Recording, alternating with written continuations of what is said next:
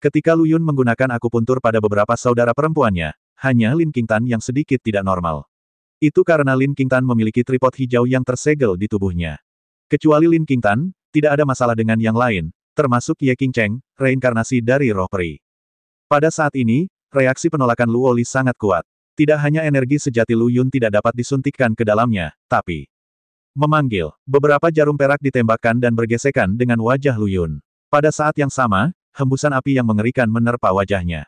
Aura api ini 100 kali lebih fanatik daripada api spiritual yang dikumpulkan Lu Yun sebelumnya. Untuk sesaat, Lu Yun sepertinya telah jatuh ke dalam lautan api yang tak berujung. Ular api beterbangan kemana-mana, mengembun menjadi tentakel yang tak terhitung jumlahnya, yang hanya melilit Lu Yun dan menariknya ke dasar api. Di dasar lautan api terdapat sungai-sungai yang dibentuk oleh roh-roh api. Suhunya berkali-kali lipat lebih tinggi dari lautan api di atasnya. Keringat panas langsung mengucur di dahi Lu Yun, menetes seperti minyak mendidih. Xiao Lu Yun, Qi Mei, ada apa denganmu? Para wanita cantik yang menonton semuanya terkejut saat melihat ini. Mereka tidak bisa melihat pemandangan di depan Lu Yun, tapi mereka tahu ada yang tidak beres dengan mereka berdua. Lu Yun berkeringat, dan Luo Li bahkan lebih serius lagi. Kulitnya benar-benar merah dan bahkan mengepul, dan ekspresinya sangat menyakitkan. Menyingkir. Pada saat ini, Ye Qingcheng melangkah maju dan meneriaki beberapa orang, lalu jiwa es melonjak di telapak tangannya dan memukul punggung Lu Yun. Perasaan sejuk sekecil apapun langsung membuat Lu Yun sadar kembali. Apa yang terjadi tadi? Lu Yun berkata dengan rasa takut yang masih ada. Dia tahu betul bahwa dia baru saja jatuh ke dalam fantasi api, yang merupakan hal yang paling menakutkan. Jika itu benar-benar lautan api, Lu Yun bisa menggunakan garis keturunannya yang mendominasi untuk melahapnya, tapi ilusinya berbeda. Ini adalah semacam penyiksaan mental. Lebih penting lagi, bahkan jika Lu Yun tahu bahwa dia terjebak dalam ilusi, dia tidak berani menggunakan kekuatan jiwanya untuk keluar dengan mudah. Karena kemungkinan besar itu akan menyakiti Luo Li. Untungnya, Peri Qingling mengambil tindakan pada saat kritis, dan tentu saja Ye Qingcheng lah yang mengambil inisiatif untuk menyerahkan kendali tubuhnya kepadanya. Ketika Lu Yun kembali tenang, Peri Qingling telah menekan aura api yang keluar dari tubuh Luo Li. Lu Yun bertanya, mungkinkah saudara perempuan ketujuh juga merupakan reinkarnasi dari peri? Peri Qingling kembali menatap Lu Yun dan berkata dengan nada dingin, jika dia adalah reinkarnasi dari roh peri, kekuatan yang baru saja dia keluarkan tidak akan lebih dari ini. Setelah diingatkan, Lu Yun bereaksi dan berkata, itu benar. Meskipun ilusi roh api tadi sangat menakutkan, itu tidak menimbulkan banyak ancaman bagi Lu Yun. Dia hanya khawatir akan menyakiti Luo Li, jadi dia tidak bertindak gegabah. Namun sebelumnya, saat kekuatan jiwa es di tubuh Ye Qingcheng diaktifkan untuk pertama kalinya, Lu Yun langsung dibekukan menjadi patung es. Sekilas mana yang kuat dan mana yang lemah. Lalu apa yang terjadi padanya? Lu Yun bertanya, dan yang lainnya sama-sama penasaran dan menatap Luo Li yang tertidur dengan cemas. Peri Qingling tidak langsung menjawab, tapi meraih tangan Luo Li dan menunjukkannya kepada semua orang untuk diperiksa. Tanda api kecil tiba-tiba muncul di tangan Luo Li. Ini adalah segel api ilahi. Segel api suci. Semua orang bingung. Peri Qingling menjelaskan, segel api ilahi adalah bakat garis keturunan. Hanya garis keturunan kerajaan dari kerajaan api ilahi yang dapat dibangunkan. Mereka dilahirkan dengan kemampuan pengendalian api yang kuat dan bahkan dapat berevolusi dengan menelan api. Melahap api, bukankah itu ada hubungannya dengan garis keturunannya sendiri? Lu Yun terkejut, tapi yang lebih mengejutkannya adalah, garis keturunan bangsawan. Maksudmu, saudara perempuan ketujuh berasal dari keluarga kekaisaran? Lu Yun bertanya dengan mata terbelalak. Ya, segel api ilahi di telapak tangannya adalah bukti terbaik. Peri Qingling melirik Lu Yun dan sangat meremehkan ekspresinya yang tidak terlihat. Bahkan aku, reinkarnasi dari roh peri, muncul di hadapanmu. Aku hanyalah garis keturunan kaisar. Tentu saja Peri Qingling tidak memahami pikiran Lu Yun. Kerajaan naga telah mengalami pemerintahan dinasti selama 1000 tahun sebelumnya, jadi di mata banyak orang kerajaan naga, kaisar adalah yang tertinggi. Lu Yun juga membuat reaksi ini secara tidak sadar. Bukan hanya dia, tapi juga Lin Qingtan, Liu Yaner, Wang Bining dan lainnya. Darah kaisar, bukankah itu berarti adik ketujuhku adalah seorang putri kerajaan atau seorang putri? Identitas ini luar biasa. Peri Qingling diam-diam tidak senang dan tidak mau repot-repot memberitahu orang-orang bodoh ini bahwa reinkarnasi roh peri ribuan kali lebih mulia daripada keluarga kerajaan. Sekte Tianpi, kamu benar-benar hebat. Lu Yun berpikir dalam hati. Mengatakan bahwa Ye Qingcheng adalah reinkarnasi peri dapat dikatakan sebagai sebuah kesalahan.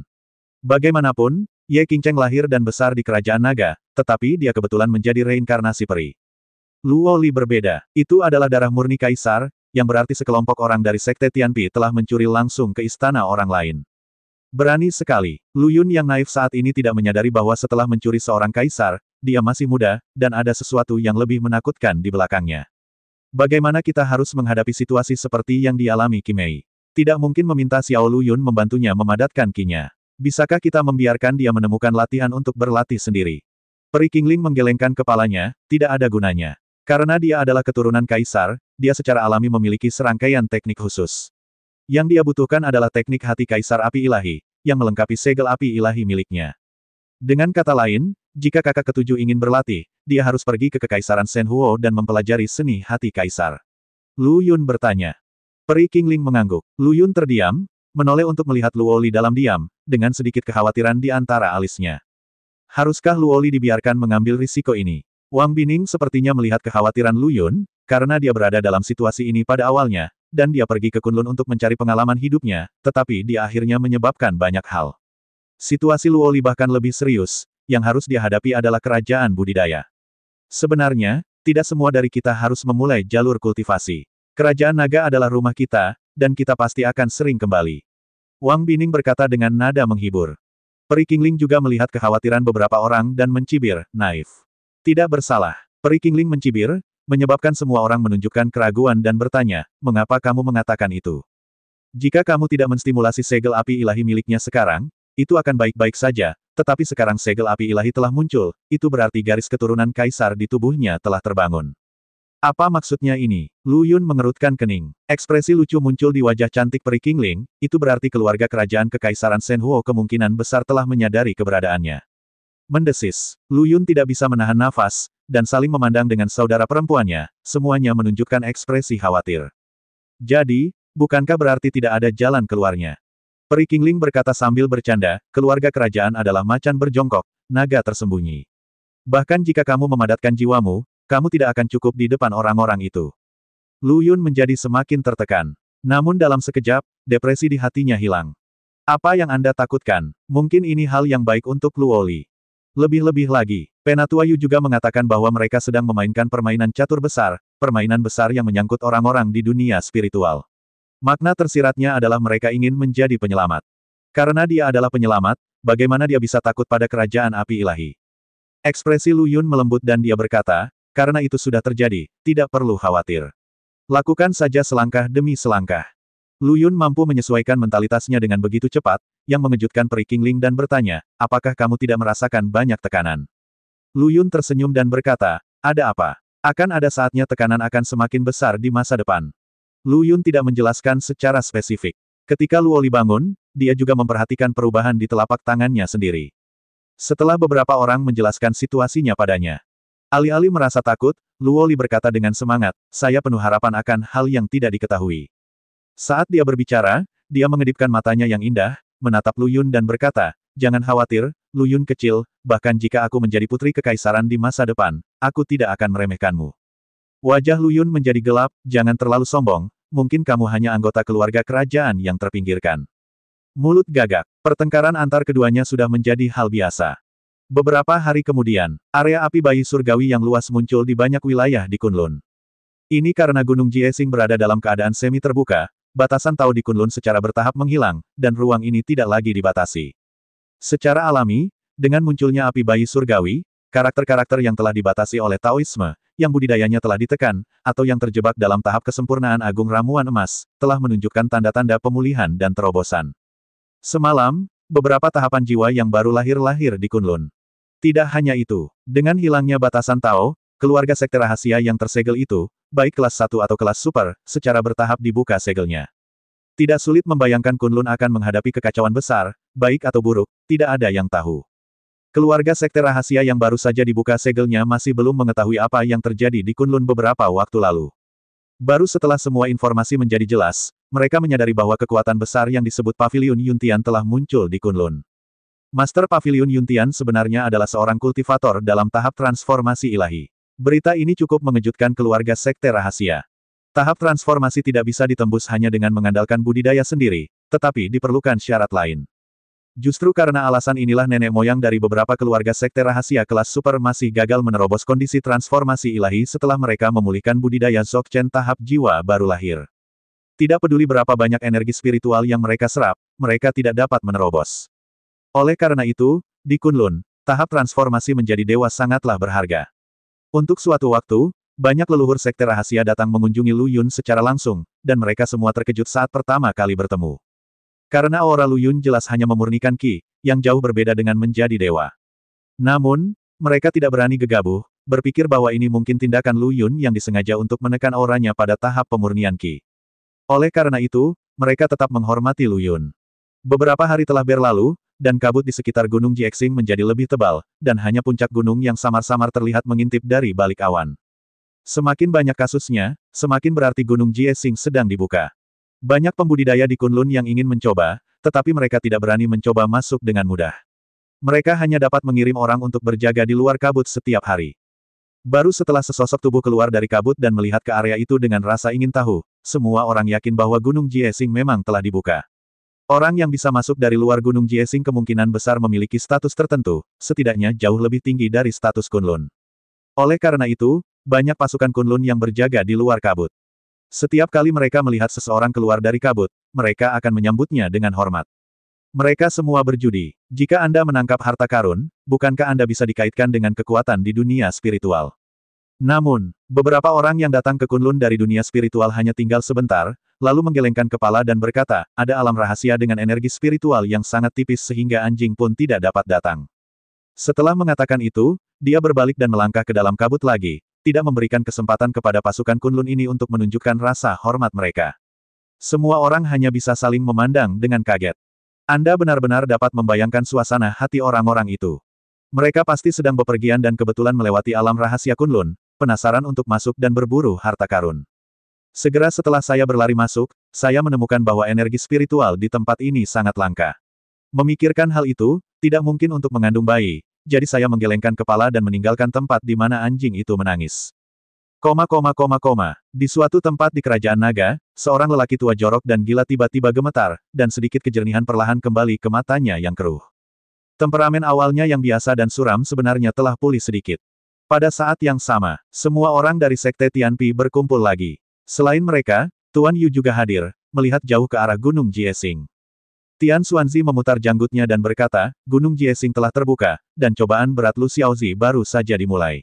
Saya harap dia dapat mencapai tahap pembentukan iblis batin. Dia berhenti dan menoleh untuk melihat ke arah Tuan Yu, Yu tua, apakah kamu sudah memberitahunya semua hal itu? Tuan Yu mengangguk, saya mengatakan kepadanya bahwa kita harus berusaha mencari orang sebanyak mungkin.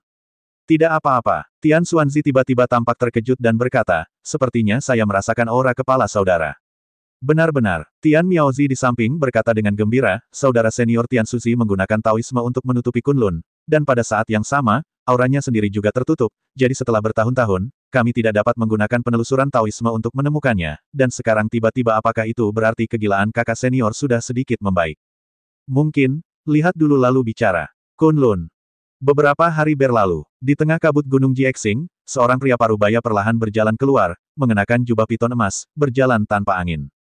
Mata banyak pasukan Kunlun yang menunggu di sini berbinar dan mereka langsung menyambutnya dengan pujian. Senior, suatu kehormatan bagi saya untuk datang ke Kunlun. Saya, Sekte Waning Mun, bersedia menjadi pemandu Anda. Senior, Sekte Waning Mun hanyalah sekte kelas 3 di Kunlun. Berbeda dengan Sekte Haoyan kita, meski tidak berada di peringkat teratas, namun masih bisa menduduki peringkat tengah. Saya dengan tulus mengundang para senior untuk beristirahat sejenak di tempat kami. Sekte Haoyan. Sekte Haoyan tidak masalah. Mengapa kamu tidak mengundang senior untuk datang ke rumah Sekte Rahasia Kusue? Pasukan Kunlun ini semua dapat melihat bahwa orang ini luar biasa, jadi mereka mengundangnya dengan hangat, berharap dapat bernasib sama dengan mereka. Pria parubaya berjubah piton tampak sombong. Dia melirik ke beberapa orang dan berkata, saya datang ke Kunlun untuk mencari seseorang. Senior, jika Anda ingin menemukan seseorang, kami dengan senang hati membantu. Wu Yuliang. Pria parubaya di Mangpao berkata perlahan, lebih dari 20 tahun yang lalu, sebelum Gunung Jiexing ditutup, dia adalah seorang tetua dari Sekte Danyang. Saya ingin tahu di mana dia sekarang. Ketika semua orang mendengar ini, mereka segera mengerti bahwa pria parubaya yang luar biasa ini bukanlah pertama kalinya dia datang ke Kunlun, dan dia sebenarnya tahu bahwa ada kekuatan seperti Sekte Danyang di Kunlun. Tapi kemudian ekspresi semua orang menjadi sedikit aneh.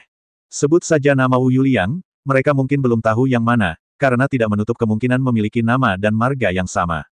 Tetapi dengan awalan penatua Sekte Danyang, hanya Wu Yuliang itu yang bisa melakukannya. Berbicara tentang Wu Yuliang dari Sekte Danyang, dia telah membuat banyak lelucon akhir-akhir ini, dan dia bisa dianggap sebagai selebriti nomor satu di Kunlun. Wu Yuliang awalnya adalah seorang tetua dari Sekte Danyang. Akibatnya, beberapa waktu lalu, terdapat perbedaan sikap Sekte Danyang terhadap klan hantu. Gu Qingsan menolak mengungkapkan pendiriannya kepada klan hantu pada saat itu. Hal ini dianggap oleh semua orang sebagai mencari kematian. Oleh karena itu, Wu Yuliang mengumumkan pemisahannya dari Sekte Danyang, mengambil lebih dari 70% murid dan sumber daya Sekte Danyang, dan dengan cepat membentuk kekuatan baru, Sekte Danyang baru. Itu benar, Sekte Danyang baru. Mungkin dengan sengaja membuat Gu Qingsan merasa jijik, Wu Yuliang bahkan menyalin nama sekte tersebut dan hanya menambahkan kata, baru. Awalnya saya mengira Sekte Danyang baru ini akan segera menggantikan Sekte Danyang, tetapi tidak lama kemudian, sesuatu yang dramatis terjadi. Dengan kekalahan klan hantu, Lu Yun memanfaatkan situasi ini dan mendirikan Paviliun Yuntian, dan Sekte Danyang adalah kekuatan pertama yang ia masukkan ke dalam Paviliun Yuntian. Dengan adanya paha super seperti itu, Sekte Danyang secara alami percaya diri. Sebagai perbandingan, Sekte Danyang baru menjadi badut. Ini bukanlah yang paling mematikan. Hal yang paling fatal adalah setelah berdirinya Paviliun Yuntian, Lu Yun ingin menyelesaikan masalah dengan kekuatan yang membelot keras asing, dan Sekte Danyang baru termasuk di antara mereka. Sebagian besar pasukan menyerahkan 70% sumber daya budidaya mereka ke Paviliun Yuntian. Meskipun mereka patah hati, mereka masih bisa menerimanya dan itu tidak akan berakibat fatal. Namun Sekte Danyang baru berada dalam kesulitan. Lu Qingye mendengar tentang keluhan antara kedua sekte tersebut, dan memutuskan untuk membantu Gu Qingsan melampiaskan amarahnya, membunuh lebih dari 95% sumber daya Wu Yuliang sekaligus. Itu setara dengan dia memuntahkan kembali semua barang yang dia ambil dari Sekte Danyang. Apalagi yang bisa dilakukan Wu Yuliang? Jika dia tidak setuju, Lu Qingye akan langsung mengancam nyawanya. Lagi pula, di antara kekuatan di Kunlun saat ini, keluarga Paviliun Yuntian adalah yang dominan, dan ada mayat dewa yang menakutkan yang menjaga mereka. Beraninya Wu Yuliang tidak patuh. Setelah mengalami pukulan yang begitu hebat, Sekte Danyang baru langsung tumbang, dan murid-muridnya bertebaran seperti pohon. Ini juga menjadi sekte dengan masa hidup terpendek dalam sejarah Kunlun, dan Wu Yuliang menjadi terkenal karenanya. Jadi, ketika semua orang mendengar bahwa pria parubaya berjubah piton keluar dari kabut dan menanyakan nama Wu Yuliang, ekspresi mereka menunjukkan ekspresi yang aneh. Tapi dia dengan cepat menahan diri. Karena mereka menemukan bahwa pria parubaya berjubah piton di depan mereka memiliki beberapa kesamaan dengan Wu Yuliang, dan mereka segera mulai berspekulasi bahwa keduanya mungkin memiliki hubungan darah. Momen, badut itu membalik. Wu Yuliang ternyata membuat iri semua orang. Senior, saya tahu di mana Wu Yuliang berada, silakan ikut dengan saya. Seseorang segera mengambil inisiatif untuk bertindak sebagai pemandu. Saat ini, Wu Yuliang hampir tertekan ketika melihat Sekte Danyang baru-baru saja didirikan dan kemudian dengan cepat layu dalam beberapa hari. Hanya ada beberapa murid yang dibawa dari Sekte Danyang yang tersisa. Wu Yuliang mengumpat dengan keras, pengkhianat. Sekelompok pengkhianat. Mereka masih mengharapkanmu untuk memulai sekte denganku, tapi pada akhirnya tidak ada yang bisa dipercaya. Persetan. Setelah Wu Yuliang mengutuk dengan wajah muram, tiba-tiba ada gerakan di luar. Dia mencondongkan tubuh untuk memeriksa dengan bingung. Ketika dia melihat bahwa itu adalah seseorang dari kekuatan lain, ekspresinya tiba-tiba menjadi lebih jelek. Sial, aku bukan siapa-siapa. Apakah sepadan dengan semua usahamu untuk datang dan menonton lelukonku? Namun, detik berikutnya, ketika Wu Yuliang melihat pria parubaya berjubah piton, dia tiba-tiba menunjukkan kegembiraan, melangkah maju dan berteriak, saudaraku. Tentu saja, ketika semua orang mendengar gelar ini, hati mereka bergetar, dan rasa iri di mata mereka menjadi semakin kuat. Wu Yuliang ini akan mengubah peruntungannya. Semua orang menunjukkan senyum ramah. Bukankah kamu seorang tetua di Sekte Danyang? Mengapa kamu datang ke tempat ini? Pria parubaya berjubah piton bertanya dengan cemberut. Nama aslinya adalah Wu Ao, dan dia serta Wu Yuliang adalah saudara. Meski keduanya bersaudara, namun mereka memiliki bakat yang berbeda. Wu Yuliang memiliki bakat yang baik di bidang alkimia, sedangkan Wu Ao memiliki bakat yang lebih baik dalam budidaya. Lebih dari 20 tahun yang lalu, Wu Ao ditemukan oleh orang yang ditakdirkan, jadi dia mengikutinya ke dunia spiritual untuk berlatih, dan segera menjadi sukses dalam latihannya. Beberapa tahun yang lalu, dia ingin kembali ke Kunlun untuk berkunjung, namun akibatnya Gunung Jiexing ditutup dan dia harus menyerah. Hingga batas gunung dibuka kembali baru-baru ini, Sekte Wu Ao sangat dekat dengan alam rahasia Kunlun, jadi dia segera menerima berita tersebut dan kembali ke Kunlun. Dia kebetulan melihat adik laki-lakinya Wu Yuliang melihat ke bawah dan keluar, jadi dia penasaran bertanya alasannya. Wu Yuliang memiliki hubungan yang sangat baik dengan saudaranya, jadi tidak perlu menyembunyikannya dan menyatakan seluk-beluk kejadian tersebut dengan jujur. Pandangan kedua orang itu hampir sama. Setelah Wu Ao mendengar ini, dia tidak berpikir ada yang salah dengan pendekatan Wu Yuliang. Dia hanya merasa metode Paviliun Yuntian terlalu kejam dan dia ingin membunuh mereka semua. Sungguh Paviliun Yuntian, dia sangat sombong. Wu Yuliang, ikuti aku ke Paviliun Yuntian sekarang, dan aku akan membantumu menghilangkan bau mulut ini. Kata Wu Ao dengan cahaya tajam di matanya. Ketika kekuatan lain mendengar ini, mata mereka berbinar, dan mereka menggema, senior benar, Paviliun Yuntian memang terlalu banyak menindas orang. Kami sudah lama tidak bahagia, tetapi kami tidak cukup kuat dan tidak ada yang bisa kami lakukan terhadap mereka. Senior Wu, kamu adalah penyelamat kami. Semua orang memuji. Wu Yuliang berkata dengan ekspresi khawatir di wajahnya, saudaraku, meskipun aku juga ingin mengungkapkan bau mulutku, kekuatan Master Paviliun Yuntian tidak dapat diremehkan, dan mayat dewa sekarang dikendalikan olehnya. Tidak semudah itu untuk berurusan dengan. Haha, aku juga pernah mendengar tentang klan mayat ilahi. Meskipun kekuatan mereka menakutkan, mereka terlalu kikuk dan memiliki kekurangan yang jelas. Jika mereka benar-benar bertarung, mereka mungkin bahkan tidak akan bisa menyentuh sudut pakaianku. Adapun Master Paviliun yang Anda sebutkan, dari apa yang baru saja Anda jelaskan, tampaknya dia adalah seorang biksu di tahap transformasi jiwa yang berada di tahap transformasi jiwa. Di antara tiga alam tahap transformasi dewa, dia memilih satu dengan kekurangan yang paling jelas. Saya ada cara untuk mengatasinya. Wu Ao mencibir dan berkata dengan nada meremehkan. Kekhawatiran di wajah Wu Yuliang menghilang seketika dan berubah menjadi ekspresi keganasan, kali ini saya pasti akan menginjak kepala Gu King San dan menggosokkannya ke tanah, begitu juga dengan wanita jalang itu, Lu Qinghe. Kekuatan-kekuatan besar di sekitarnya semuanya bersemangat. Mereka hanya menyaksikan kegembiraan dan tidak menganggap itu masalah besar. Mereka memuji Wu Ao dan memintanya untuk berurusan dengan Paviliun Yuntian. Akan lebih baik bagi semua orang jika mereka menang, dan mereka tidak akan kehilangan apapun jika kalah. Adapun kepastian menang, mereka tidak punya banyak. Lagi pula, selain seorang kultivator dalam tahap transformasi ilahi, Paviliun Yuntian juga memiliki mayat menakutkan yang menjaganya, yang tidak dapat dengan mudah dibongkar. Sekarang mendengarkan apa yang dikatakan Wu Ao, mereka tampak percaya diri. Mereka juga sepertinya melihat harapan dan memutuskan untuk mengikuti Wu Ao untuk menghiburnya dan mendapatkan kesan yang baik. Maka sekelompok orang menyanjung Wu Ao dan datang ke Paviliun Yuntian, yang merupakan lokasi asli Sekte Danyang. Gu King San, Lu Qinghe, pergi dari sini. Dengan dukungan saudaranya, Wu Yuliang menjadi percaya diri. Begitu dia tiba di pintu Paviliun Yuntian, dia berteriak sekuat tenaga. Raungan itu mengguncang gerbang gunung. Semua orang di Paviliun Yuntian mendengar suara itu dan keluar untuk menyelidikinya. Gu King San mengerutkan kening dan berteriak, Wu Yuliang, apakah kamu masih berani kembali dan berteriak, mencari kematian? Haha, Gu King San, jangan berpuas diri. Tidak pasti siapa yang akan hidup dan siapa yang akan mati. Wu Yuliang tertawa keras. Alis Gu King San tiba-tiba berkerut lebih dalam, bertanya-tanya dari mana datangnya keberanian Wu Yuliang. Tapi jelas ada sesuatu yang salah. Hal ini tidak bisa dianggap enteng. Mata Gu King San menyapu orang-orang di sekitar Wu Yuliang, yang sebagian besar adalah pemimpin pasukan Kunlun. Baru setelah dia melihat Wu Ao, ekspresinya sedikit berubah, seolah dia menyadari sesuatu. Gu King San mengetahui bahwa Wu Yuliang mempunyai seorang kakak laki-laki, dan juga mengetahui bahwa kakak laki-lakinya telah pergi ke dunia spiritual untuk berlatih. Wu Ao muncul di pintu Paviliun Yuntian saat ini. Jelas sekali bahwa dialah sumber kepercayaan Wu Yuliang. Siapa Lu Yun? Biarkan dia merangkak keluar dan bicara padaku. Wu Ao bahkan tidak repot-repot berurusan dengan karakter kecil seperti Gu King San. Ketika dia membuka mulutnya, dia meminta Lu Yun merangkak keluar, membuat suara keras yang mengejutkan semua orang di Paviliun Yuntian. Momentum yang sangat kuat, semua orang kaget dan marah. Mata Lu Qinghe berkilat ngeri, tahap transformasi dewa. Wu Yuliang ini benar-benar beruntung menemukan tahap transformasi dewa untuk mendukungnya. Menjadi dewa, orang-orang di Paviliun Yuntian di sekitar mereka hanya mengetahui bahwa orang di depan mereka sangat kuat.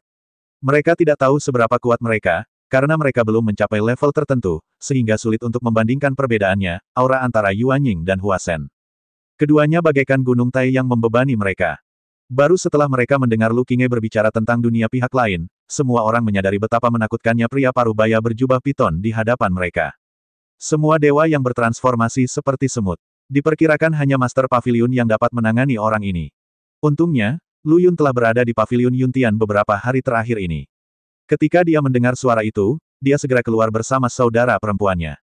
Anjing mana yang menggonggong? Sikap pihak lain sangat gila, dan Lu Yun menanggapinya dengan cara yang sama, berteriak dengan keras. Wajah Wu Ao sedikit merosot, matanya yang tajam tertuju pada Lu Yun. Apakah kamu Lu Yun? Itu ayahmu. Pengadilan kematian. Ekspresi Wu Ao menyeramkan. Saat ini, Wu Yuliang membisikkan beberapa kata di telinganya. Mata Wu Ao perlahan terangkat dan tertuju pada Ye Qingcheng dan yang lainnya.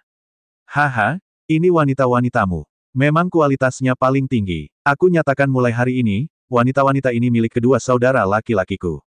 Lancang, wajah cantik Ye Qingcheng berteriak dingin. Orang yang mengenalnya akan tahu bahwa suara ini dibuat oleh Peri Qingling. Semut dari alam bawah berani memanggilnya Peri Qingling ingin menamparkan Wu Ao sampai mati. Lu Yun berkata, Qingling, tenanglah. Meridianmu baru saja diperbaiki. Jangan gunakan kekuatan peri. Aku bisa menangani sampah semacam ini. Kemudian, Lu Yun melirik Wu Ao dan berkata dengan dingin, kamu bahkan berani peduli pada wanitaku. Aku akan menerima nyawa kalian berdua.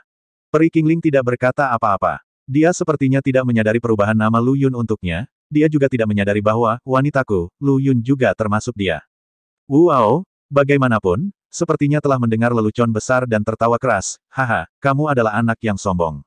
Sepotong sampah di alam pergerakan jiwa, bagaimana kamu bisa begitu sombong di depanku dalam tubuh Dharma alam? Mati. Tawa Wu Ao berhenti tiba-tiba, dan berubah menjadi ekspresi galak. Dia mengepalkan tinjunya dan terbang menuju Lu Yun. Suara perburuan jubah piton membuat telinga semua orang sakit. Negara bagian Dharmakaya, Lu Yun sedikit mengernyit, tapi tidak berani ceroboh. Dia juga meninju, dan energi pedang yang sebenarnya meledak bersama dengan kekuatan para dewa dan iblis. Bagaimanapun, lawannya adalah seorang kultivator dalam tahap transformasi ilahi, jadi Lu Yun harus menyerangnya dengan kekuatan terkuat dan berusaha meraih kemenangan cepat untuk menghindari masalah di masa depan. Namun, saat tinjunya bertabrakan, ekspresi Lu Yun tiba-tiba berubah. Keterampilan magis tanpa nama yang dipraktikkan Lu Yun sudah sombong. Setelah melemahkan jiwa pedang, energi sejati niat pedang menjadi lebih sombong. Ditambah kekuatan para dewa dan setan. Dia sangat percaya diri, namun setelah benar-benar melawan Wu Ao, dia menyadari betapa menakutkannya kekuatan lawannya. Kekuatan serangan balik yang kuat menembus lengan Lu Yun, menyebabkan dia mundur dengan kuat. Di sisi lain, Wu Ao hanya mundur sedikit. Hah, kamu jagoan dalam mengolah jiwa, tapi kekuatan fisikmu bisa mencapai level ini. Memang tidak mudah, tapi di depanku, Wu Ao, kamu hanya berusaha melakukan apapun yang kamu mau. Wu Ao terkejut pada awalnya, dan segera mencibir lagi. Ketika dia mengulurkan tangannya, ukurannya tiba-tiba bertambah lebih dari 10 kali lipat, dan otot-otot di tangannya sepertinya meledak kapan saja. Dunia menggambarkan seseorang sebagai orang yang kuat dan berkuasa, dan seringkali membandingkan tinjunya dengan tong cemburu. Sebuah kepalan sebesar tong cuka, satu pukulan bisa melumpuhkan semua otak. Tapi tinju Wu Ao tidak bisa lagi digambarkan sebagai tong cuka, melainkan tong air. Tinjunya setebal tong air, terhubung ke otot pektoralis mayor yang meledak, dan langsung berubah menjadi tangki humanoid. Apakah ini negara bagian Dharmakaya? Lu Yun sedikit mengernyit, tidak berani ceroboh. Kekuatan jiwa yang agung meledak, seperti gelombang raksasa yang tak terlihat, terbang turun 3000 kaki dengan momentum yang menakutkan. Sebelum menelan Hun Wuji, jiwa Lu Yun sudah cukup kuat untuk dengan mudah menghancurkan Hun Wuji. Sekarang dia telah melahap 90% kekuatan jiwa Hun Wuji, orang hanya bisa membayangkan betapa kuatnya jiwa Lu Yun. Perasaan menindas yang datang dari lubuk jiwa membuat semua orang yang hadir gemetar. Terutama Wu Yuliang dan yang lainnya, karena mereka berada di depan Lu Yun, meskipun Wu Ao menghalangi di depan, kekuatan jiwa yang mereka tahan hanya 1/1000 dari aslinya. Namun 1/1000 inilah yang menyebabkan mereka langsung kesurupan, seolah ada tangan tak kasat mata yang mencubit jiwa mereka. Namun, yang tidak pernah disangka Lu Yun adalah bahwa Wu Ao, yang telah menahan seluruh kekuatan jiwanya, hanya menunjukkan sedikit rasa sakit, namun hal itu tidak mempengaruhi tindakannya dan gagal merenggut jiwanya. Senjata pertahanan, Lu Yun berkata dengan heran. Meskipun ekspresi Wu Ao menyakitkan, suaranya sangat bangga, dan dia bahkan mencibir, haha, nak, kamu masih dalam tahap transformasi dewa, bagaimana kamu bisa begitu bodoh? Kamu bahkan belum pernah melihat jiwa ilahi artefak magis pertahanan. Wu Ao mengenakan senjata pertahanan jiwa dewa, jadi serangan jiwa dewa Lu Yun hampir semuanya diblokir oleh senjata pertahanan tersebut. Hanya sedikit sisa kekuatan yang bocor, yang membuat Wu Ao merasa sedikit tidak nyaman. Artinya, Lu Yun terkejut karena dia tidak memahami situasi di dunia roh. Faktanya, di dunia roh, senjata sihir pemurnian jiwa sangat langka, tetapi senjata sihir pertahanan jiwa tidaklah langka. Di antara tiga alam penentang surga dan pengubah nasib dalam tahap transformasi ilahi, alam pergerakan jiwa sangat kuat di era ketika senjata pertahanan jiwa ketuhanan tidak banyak, karena jiwa ketuhanan dapat tumbuh tanpa batas. Namun entah sejak kapan, jumlah senjata pertahanan jiwa ketuhanan di dunia spiritual tiba-tiba meluas. Hal ini juga mengakibatkan semakin sedikitnya orang yang memilih alam penggerak jiwa. Tapi Lu Yun memilih alam pergerakan jiwa. Tentu saja, ini hanya imajinasi Wu Ao. Dia tidak mungkin mengetahui bahwa Lu Yun sama sekali tidak berada di alam penggerak jiwa yang dia pilih, tetapi karena dia memiliki senjata ajaib pemurni jiwa di tubuhnya. Tapi bagaimanapun juga, faktanya kekuatan jiwa Lu Yun tidak menimbulkan banyak ancaman bagi Wu Ao. Lu Yun bersyukur di dalam hatinya. Untungnya, Hun Wuji tidak memiliki senjata pertahanan jiwa dewa, jika tidak, dia tidak akan bisa berbuat apa-apa dengannya. Xin Su, selesai. Melihat serangan dewa itu tidak efektif, Lu Yun memberikan minuman ringan, dan segera melihat mayat dewa seperti patung di belakang gunung. Tiba-tiba ia membuka kedua alisnya, melangkah maju, dan berdiri di depan Lu Yun. Momentum yang kuat itu mengejutkan semua orang. Wu Ao mengangkat kepalanya dan menatap ke arah mayat dewa, matanya berkedip-kedip, momentumnya memang sangat kuat, tapi sayangnya, kekurangannya juga terlihat jelas. Dia melompat, seolah memprovokasi, dan melambaikan tangannya setebal tangki air sebanyak 2 kali setinggi kepala mayat. Lu Yun mengendalikan mayat itu untuk menyerang, tulang lengannya bersinar terang. Sayangnya, ketika mayat itu menyapu lengannya, sosok Wu Ao telah menghilang. Lu Yun waspada, dan nalurinya yang kuat membuatnya segera melarikan diri dari tempat itu, hanya menyisakan bayangan. Benar saja, pada saat Lu Yun pergi, terjadi ledakan dahsyat, merobek bayangannya menjadi berkeping-keping. Dan di mana bayangannya terkoyak, sosok Wu Ao tiba-tiba muncul. Ya, kamu cukup waspada, tapi bisakah kamu melarikan diri untuk pertama kalinya, bisakah kamu melarikan diri untuk kedua kalinya? Bahkan jika kamu melarikan diri untuk kedua kalinya, bagaimana dengan yang ketiga dan keempat? Senyuman sinis di bibir Wu Ao menjadi semakin kuat. Wu Yuliang dan yang lainnya awalnya khawatir tentang bagaimana Wu Ao akan menangani mayat dewa, tetapi sekarang mereka akhirnya sadar. Walaupun Divine Course sangat kuat, namun kekurangannya juga terlihat jelas, yaitu kecepatannya yang lambat, dan Wu Ao mampu mengelak dengan skill tubuhnya. Dan Lu Yun bukanlah klan hantu sebelumnya, dia tidak bisa meringkuk di tubuh dewa seperti Hun Wuji. Selama Wu Ao menjaga Lu Yun sambil menghindari serangan mayat dewa, Paviliun Yuntian akan runtuh dalam sekejap. Hahaha, Paviliun Yuntian, menurutku kamu adalah badut yang sebenarnya.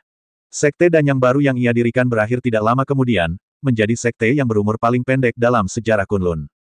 Dan dia, Wu Yuliang, menjadi badut karena hal ini. Tetapi jika Paviliun Yuntian hancur hari ini, umur kekuatan ini akan lebih pendek dibandingkan dengan sekte Danyang baru. Nama badut secara alami ditransfer ke semua orang di Paviliun Yuntian. Depresi di hati Wu Yuliang langsung hilang. Pasukan Kunlun yang datang bersama Wu Ao bersaudara semuanya menunggu dan menonton pada awalnya, tetapi sekarang kemenangan telah ditentukan, mereka tidak lagi menahan diri, dan semua menunjukkan pandangan serakah. Senior, kami bersedia melayani Anda sebelum dan sesudahnya. Para pemimpin dari beberapa kekuatan segera menyatakan pendirian mereka, jelas ingin mengambil sepotong kue dari Paviliun Yuntian. Selama periode ini, Paviliun Yuntian dengan panik mengumpulkan sumber daya budidaya dengan cara yang mendominasi.